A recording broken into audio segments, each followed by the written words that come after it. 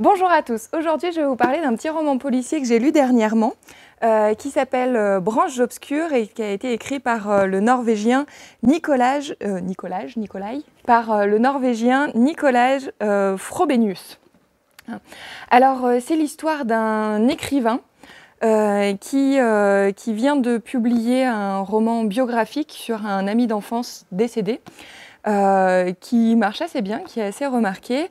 Mais petit à petit, il se rend compte que ce roman est à l'origine d'une série d'événements tous plus sinistres les uns que les autres, qui commencent à tirer un peu sur le thriller, et il commence à se demander s'il n'en a pas un petit peu trop dit sur cet ami d'enfance.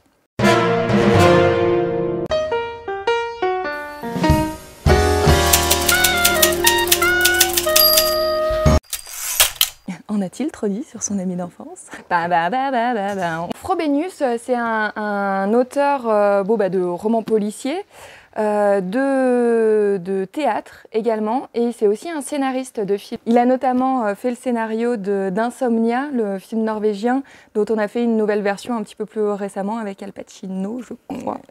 Frobenius est quand même un auteur qui aime bien les histoires de trouille, hein. Il est vraiment sur le thriller, et il adopte dans ses romans policiers, en tout cas dans celui-ci, c'est le seul que j'ai lu, des procédés stylistiques qui sont très influencé par le cinéma.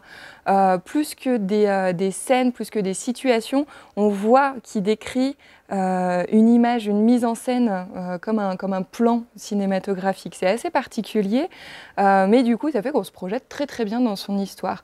Il y a un suspense qui est très bien mené, l'intrigue, elle est vraiment, vraiment très bonne. Alors, je vais vous lire un petit passage qui illustre assez bien ce côté cinématographique, description de plan-séquence, et qui, moi, m'a tout de suite emmené dans La mort aux trousses de Hitchcock par la manière dont on décrit une façade.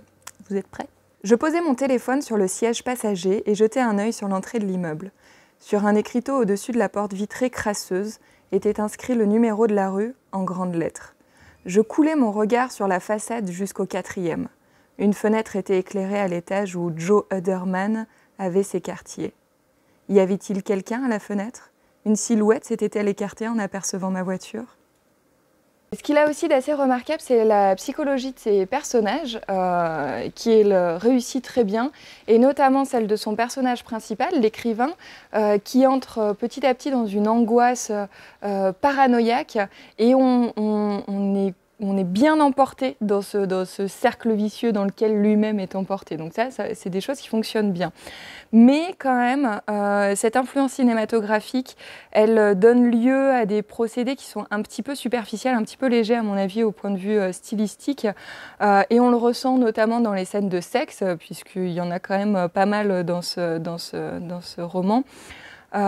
Ces scènes de sexe, disons qu'au cinéma, elles auraient pu paraître un petit peu brutes, un petit peu crues, sans être non plus pornographiques. Et là, elles sont retranscrites de manière presque vulgaire. Et à mon avis, c'est un petit peu un raccourci de passer de l'image crue au style vulgaire.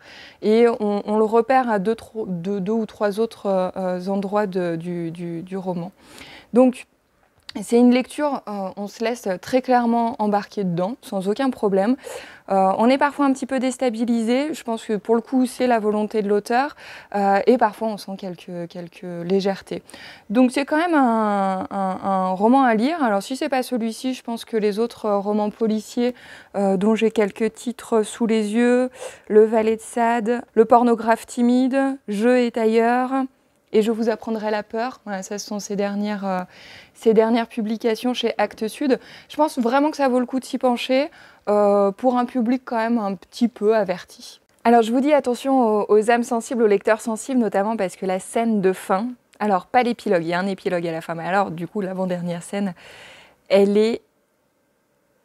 Ah, je peux pas vous dire. Merci à vous d'avoir suivi ce court booktube de la semaine.